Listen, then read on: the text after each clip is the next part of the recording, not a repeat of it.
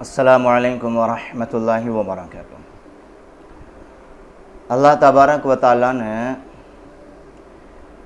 مسلمانوں کے اوپر جو بھی عبادت فرض کی ہے ان میں سے ایک نماز ہے اور دوسرے نمبر پر روزہ ہے۔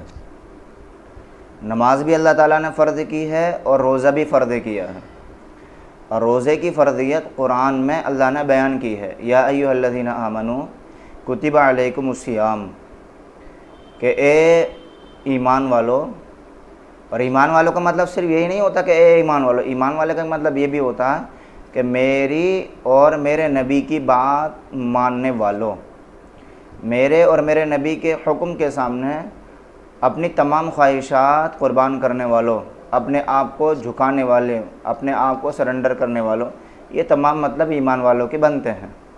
تو اب اللہ کیا کہہ رہا ہے؟ اے ایمان والو، کتب علیکم الصیام، تمہارے اوپر روزہ فرض کیا گیا ہے۔ تو روزے کی فرضیت یہ قرآن سے ثابت ہے، اور ایسا نہیں ہے ایسا نہیں ہے کہ صرف یہ روزہ رکھنا واجب ہے یا سنت ہے یا نفل ہے کہ جس صاحب رکھو تو ٹھیک، نہ رکھو تو کوئی مسئلہ نہیں ہے۔ بغیر کسی عذر کے، بغیر کسی مجبوری کے روزہ چھوڑنا یہ گناہ کبیرہ ہے، اور بہت بڑا گناہ ہے، بہت بڑا گناہ ہے۔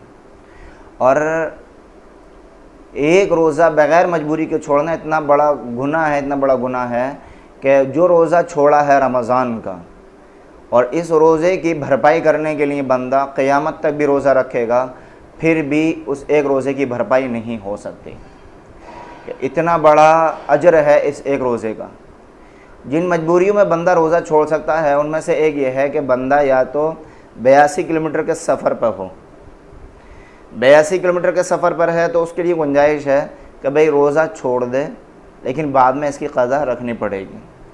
یا پھر بندہ ایسا مریض ہو کہ ڈاکٹر نے اس کو کہا ہو، ماہر ڈاکٹر نے، کہ بھئی اگر آپ روزہ رکھیں گے تو بیماری بڑھنے کا خطرہ ہے یا جان کا خطرہ ہے، تو اب اس کے لیے گنجائش ہے کہ اب وہ روزہ چھوڑے اور جب بعد میں ٹھیک ہو جائے تو اس کی قضا کرے۔ تو یہ بھی حکم دونوں قرآن میں ہی ہیں، فَمَنْ كَانَ مِنْكُمْ مَرِيضًا أَوْ عَلَىٰ سَفَرٍ، کہ تم میں سے کوئی سفر پر ہے یا کوئی مریض ہے، اور سفر بھی 82 کلومیٹر کا ہونا چاہیے ایک طرف سے، تو اس کے لیے گنجائش ہے۔ اب مسئلہ یہ آتا ہے کہ کچھ لوگ گھر کے اندر ان کو کوئی مجبوری نہیں ہوتی، کوئی مجبوری نہیں ہوتی ان کو، نہ بیمار ہوتے نہ کہ وہ سفر پر ہوتے، لیکن وہ روزہ نہیں رکھتے۔ تو اب سوال یہ پیدا ہوتا ہے کہ یہ خود تو گناہ کر ہی رہے ہیں، اور گناہ بھی چھوٹا موٹا نہیں ہے، اتنا بڑا گناہ ہے، اتنا بڑا گناہ ہے کہ اگر اسلامی حکومت ہو تو یا تو اس کو قتل کر دے گی یا پھر اس کو قید کر دے گی۔ اتنا بڑا گناہ ہے روزہ چھوڑنا، اتنی بڑی سزا ہے اسلامی حکومت میں۔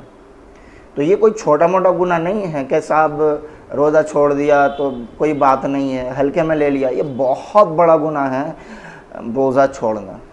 تو اب یہ جتنے بھی روزہ چھوڑنے والے ہوتے ہیں گھروں میں کھاتے پیتے ہیں، کوئی اس کونے میں کوئی اس کونے میں، اور ان کے لیے کھانا کون بنا رہا ہوتا ہے؟ گھر کے بندے بنا رہے ہوتے ہیں، گھر کی عورتیں بنا رہی ہوتی ہیں۔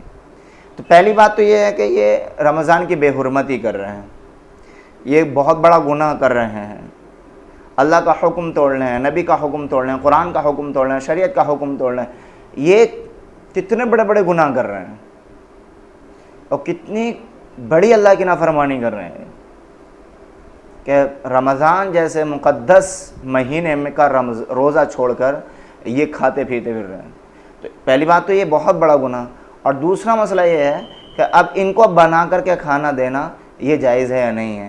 تو دیکھنا قرآن میں اللہ تعالیٰ نے فرمایا وَلَا تَعْوَنُوا عَلَى الْإِثْمِ، کہ گناہ کی مدد مت کرو، گناہ گار کی مدد مت کرو۔ اب اگر کوئی بندہ بغیر روزے دار کو کھانا بنا کر کے دے رہا ہے تو یہ گناہ کرنے پر اس کی مدد کر رہا ہے، اس کی حوصلہ افزائی کر رہا ہے، تو وہ روزہ چھوڑنے کے گناہ میں شامل ہے اور یہ اس کی مدد کرنے میں شامل ہے۔ وہ روزہ چھوڑ کر گناہ گار ہے اور یہ اس کی مدد کر کے گناہ گار ہو رہا ہے۔ تو گناہ گار دونوں ہو رہے ہیں، یہ بھی گناہ گار ہے اور وہ بھی گناہ گار ہے، اور اللہ اس سے پوچھے گا جو اس کے لیے کھانا بنا کر کے دے رہا ہے کہ تجھے شرم نہیں آئی؟ ایک بندہ میری کھلم کھلا مخالفت کر رہا ہے اور تو اس کے لیے کھانا بنا کر کے دے رہا ہے، دے رہی ہے۔ اب اگر کوئی بندہ مجبور کرے اپنی بیوی کو، اپنی بیٹی کو، اپنی بہن کو کہ نہ تو کھانا بنا کر کے دے، اتنا مجبور کر رہا ہے، اس کو ٹارچر کر رہا ہے، اس کو مار رہا ہے اور اس کی پٹائی کر رہا ہے، تو جہاں تک ہو سکے برداشت کرنے کی کوشش کرے. اگر برداشت سے باہر ہو گیا تو بنا کر کے دے دے. اب ایسی حالت میں سارا کا سارا گناہ اس روزہ خور پر ہوگا جو روزہ بنا کر، جو روزہ نہیں رکھ رہا ہے، جو روزہ نہیں رکھ رہا ہے، یہ سارا کا سارا گناہ اسی کے اوپر ہوگا.